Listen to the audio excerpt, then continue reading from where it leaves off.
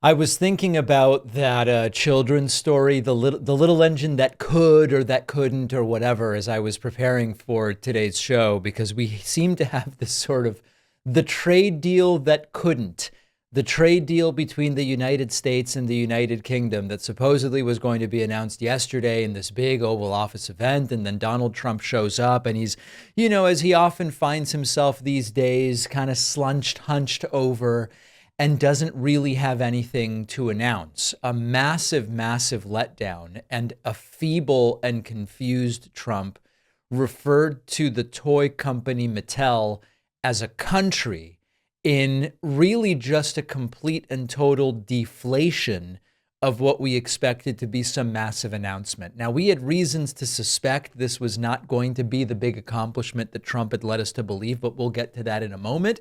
But after days of promoting massive trade deal, the start of incredible winning and success, Trump says, the trade deal with the UK, it's not really finalized and it's not really a deal. And of course, in the context of days of hype, the art of the deal falling just a little bit short, as Donald Trump likes to say. There won't be any red tape. Things are going to move very quickly both ways. The final details are being written up in the coming weeks. We'll have it all very conclusive, but the actual deal is a very conclusive one. We think just about everything's been approved. So good for both countries. Think of that. It hasn't quite been written up yet. The deals are going to be written really soon. We've got 40 monkeys sitting at 40 different typewriters, and we just need to give them time to tap away. And before you know it, we're going to have a deal. We think most of it is probably legal. Not exactly a vow of confidence. We're pretty sure nothing is overtly against the law in what we're thinking. And much like the healthcare bill of 2020, it's just days or weeks away. By the way, later in the show, we're going to get back to this whole healthcare plan because there actually are millions of Americans waiting for a deal, which is only 5 years in the making, I guess, or 8 years in the making if you go back to the 2017 concept of a plan. We'll get back to that, but not the miraculous victory that we were led to believe.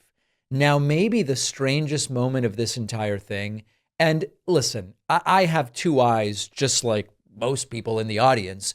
I can see that this is a defeated, shrunken man in Trump, a very orange, defeated, shrunken man. I see that with my own eyes. But he just doesn't seem with it. Trump acting as if the one country they're really moving along with is the toy company Mattel. Now, as you know, and as I know, Mattel is not a country. It's a company. But here's what Trump had to say about that. Mattel, I don't know, I'm not so sure. They also said, they're the only country I've heard, they said, well, we're going to go counter. We're going to try going someplace else. That's okay. The only country they've heard of is Mattel, heard from. Let him go and we'll put 100% tariff on his toys, and he won't sell one toy in the United States, and that's their biggest market. I heard that. I mean, I watched this guy talking about how I'm going to go counter. I said, well, I wouldn't want to have him as an executive too long. There you go. Trump warning the country of Mattel. And you know what? The country of Microsoft had better be on notice that Trump is not going to just allow you to step all over him. He thinks you're a country, but he's not going to let you step all over him. He's not with it. He's not there. There's just something missing here.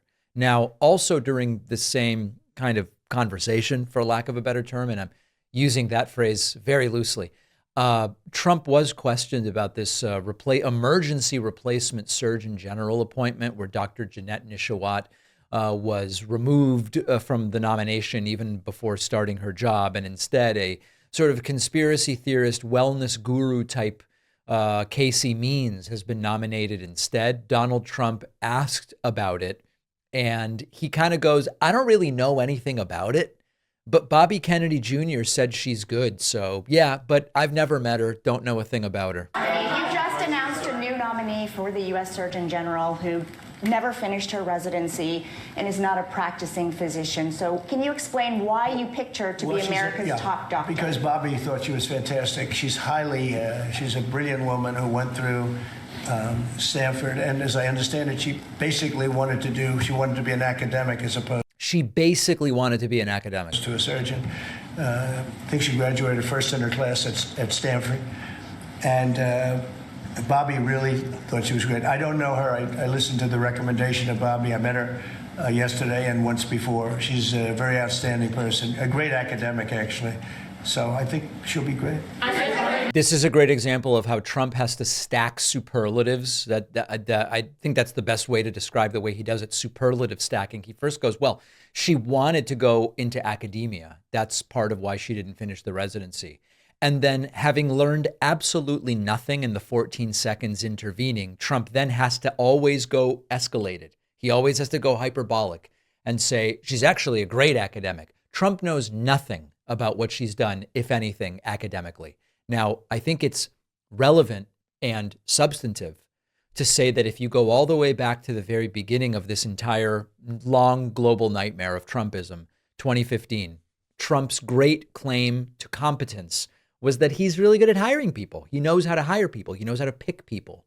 And here, of course, after years of saying, well, a lot of the people I picked were good when I picked them, but then they went bad. They went bad, as Trump says. He's saying, actually, he doesn't really know anything about her. Just Bobby Kennedy goes, this is the person. And Trump goes, yes, hire her. Doesn't really project hiring competence to me. Trump also, during this event, talking about, he's seemingly not only obsessed with Jasmine Crockett, but he had to start talking about Pete Buttigieg's husband. You can't get Trump off of the things he's obsessed with. When they took over, Buttigieg, who has no clue, he drives to work on his bicycle with his, in all fairness, with his husband on the back, which is a nice, loving relationship. But he didn't have a clue. This guy didn't have a clue. And he's actually a contender for president. Between him and Crockett, you can have that party. But so there's a couple of things going on here. Number one, faced with more airport and air traffic control chaos than this country has seen in years, Donald Trump wants to blame someone that has nothing to do with him. He certainly doesn't want to blame Transportation Secretary Sean Duffy. So instead, he blames Buttigieg, or however it was that he pronounced it. But there's a deep jealousy here in Trump. Trump is genuinely envious of Pete Buttigieg because Pete Buttigieg's spouse actually seems to not only tolerate and not only like, but love him. And this is something that Donald Trump just doesn't have. Okay, and then finally, Trump recommends buying stocks. Remember, the last time he did this, he knew he had something up his sleeve that was going to pop the stock market. What is Trump planning this time? You better go out and buy stock now. Let me tell you, this country will be like a rocket ship that goes straight up. This is going to be numbers that nobody's ever seen before. That's a very important element of all of this. If we get that, if you don't, and the Democrats are fighting it only because they want to fight. They have Trump derangement syndrome. If it was somebody else, they wouldn't fight. If you had a normal person, and some stiff sitting behind you, they'd be fine. But That's, if you're wondering who's laughing very solicitously, that's Howard Lutnick. they have Trump derangement syndrome. Senator Schumer's become a Palestinian. Anyway, if you're wondering what relevance Schumer becoming a Palestinian has to buying stocks, I can't help you figure that out. But certainly, it seems that this is the latest signal from Trump that there is some stock market manipulation upcoming. Now, when reporters had a chance to question Trump about all of this, there was one particular moment that I think is the most interesting moment of this entire thing. I want to talk about that next. Did you know that an estimated 5 billion plastic hand soap and cleaning bottles are thrown away every year? Our sponsor, Blueland, is on a mission to eliminate single-use plastic by reinventing cleaning essentials to be better for you and better for the planet with the same cleaning power that you're used to. The idea is super simple. Blueland offers refillable cleaning products with a beautiful, cohesive design that'll look great on your countertop. You fill your reusable bottles with water, drop in the tablets, wait for them to dissolve, and you'll never again have to grab the bulky cleaning supplies on your grocery run. Refills start at just $2.25. You can set up a subscription or buy in bulk for additional savings. And Blueland products are independently tested to perform alongside major brands. They are free from dyes, bleach, and harsh chemicals. From cleaning sprays to hand soap, toilet bowl cleaner, laundry tablets, all Blueland products are made with clean ingredients you can feel good about. Blueland is trusted in over 1 million homes, including mine. I've been using the Blueland dish detergent and the toilet bowl cleaner for a while. Couldn't be happier. And you'll get 15% off your first order at blueland.com/Pacman. The link is in the description.